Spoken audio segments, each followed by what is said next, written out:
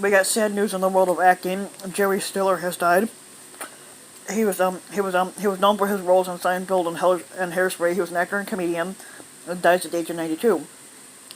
Jerry Stiller, who's the actor and comedian and father of another well-known actor and comedian, Ben Stiller, has died of natural causes. He was 92.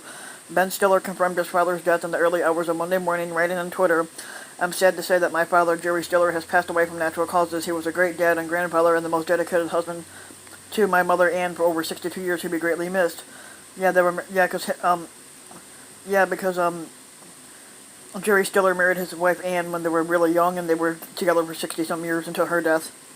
After a long career performing in comedy routines with his wife Ann Mira, appearing on Broadway and guest starring on TV series, Stiller became known for his role in Seinfeld as Frank Costanza, and as Leah Remini's father on The King of Queens, and he did every episode of that show, and as the Zoolander's manager in the comedy film directed by Ben Stiller, his son.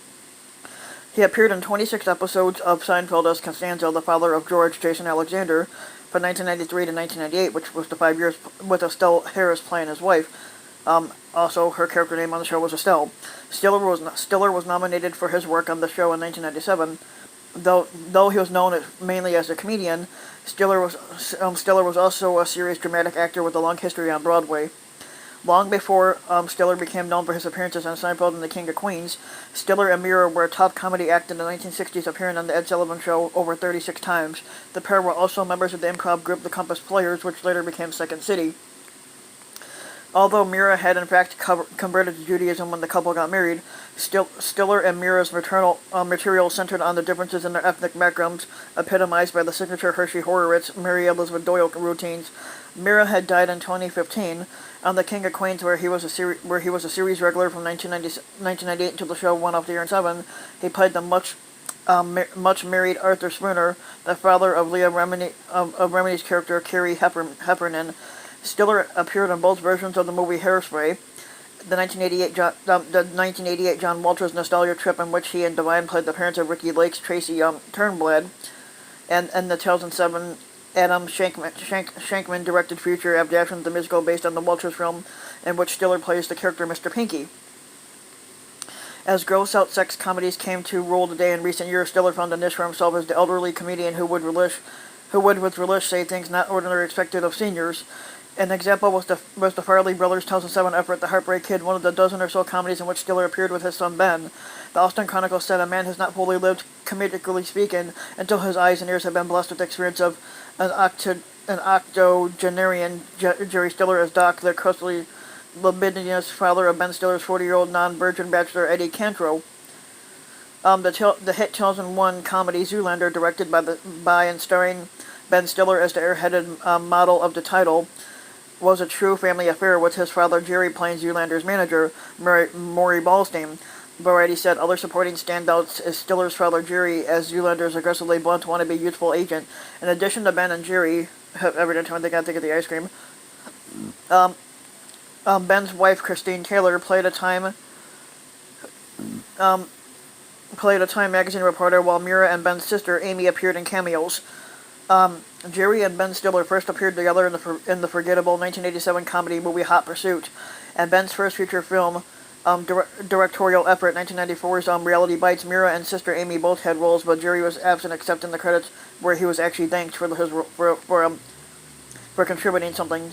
Stiller and Mira starred in Joan Micklin's silver 1999 feature film A Fish in the Bathtub, about a couple who have been bickering for decades, finally prompting the wife to move in with their son, played by Mark Ruffalo.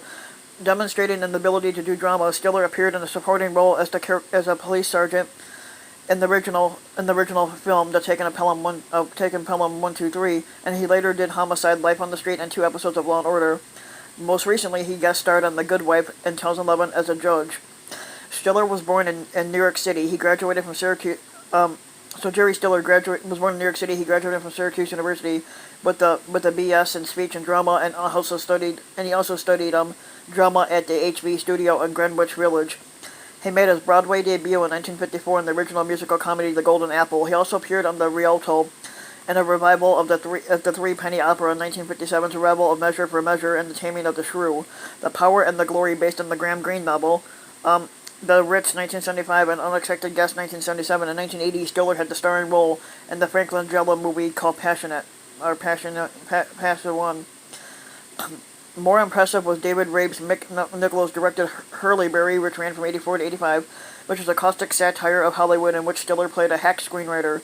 The New York Times, the cast could not be better, and Mr. Stiller, the sole representative of Hollywood's older Jewish generation, is a frazzled amalgam of vulgarity and wounded vanity, lunarily outfitted by Ann Watson. Western Gear, he made a screen debut in 1956 in a segment of Studio One in Hollywood.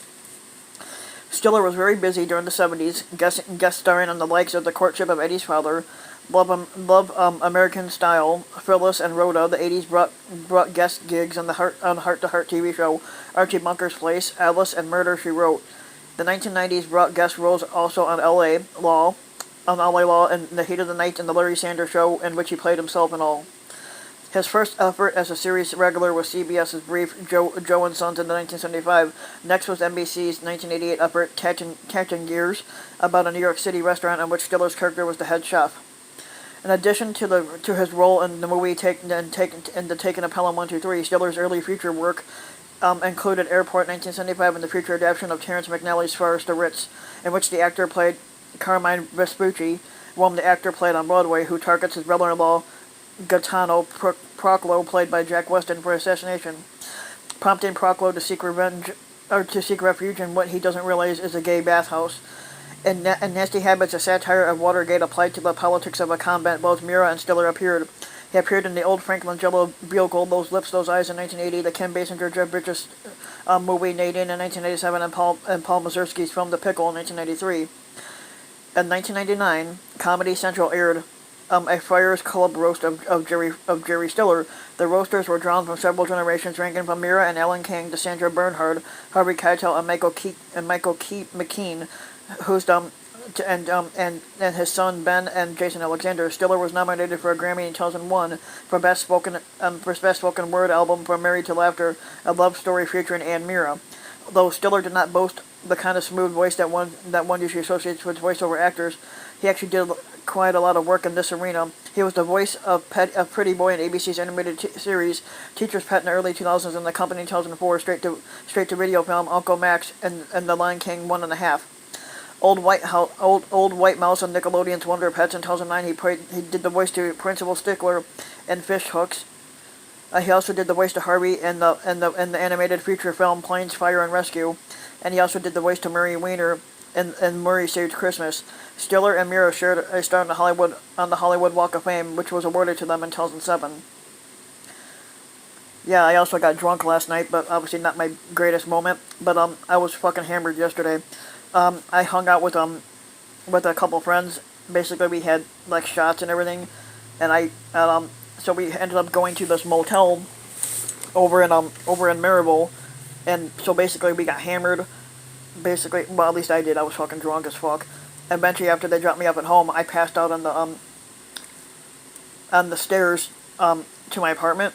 So I passed out. I sat down on the steps leading up to the second floor, even though my apartment's on the first floor. But for some reason, I sat down on the second step and just passed out right there, and I didn't move for hours. I don't know how long I was there for, but obviously I must have been there a while. And then when I woke up this morning, I was in the fucking hospital. But obviously somebody found me because obviously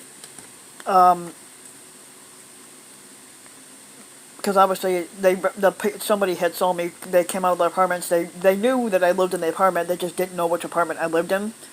And there's 12 apartments in each building. There's like 4 on each floor. And so there's like 4 on the first floor, 4 on the second, and 4 on the third. But obviously I was there. I passed out. Like when I got to the apartment, I stumbled a little bit and then sat down and fell and just passed out. So obviously now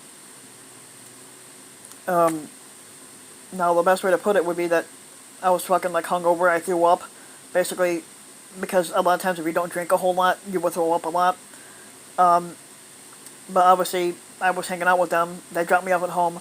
I passed out, and then all of a sudden they called the cops, not knowing, because they didn't know for sure what apartment I was in. They just said that this guy's lying here. They knew that I lived there, and they said, well, this guy's lying there and he's not moving. And then I remember vaguely the cops coming in. some, like I said, they called the cops, and I remember just laying down, and I could vaguely I could vaguely make out what they were saying to me, but I wasn't giving any responses, so I ended up in the hospital. They took me on the ambulance, and I'm like, well, my mom didn't show up until to pick me up. But obviously, I was so fucking passed out and drunk yesterday, and my alcohol level was over the legal limit.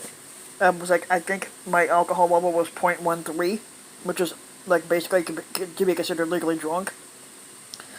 So eventually, that's what happened yesterday. So eventually, I'm kind of sobered up now, but I got to go to work tomorrow because I couldn't show up to work drunk and stuff like that. But yeah, that's about what happened last night.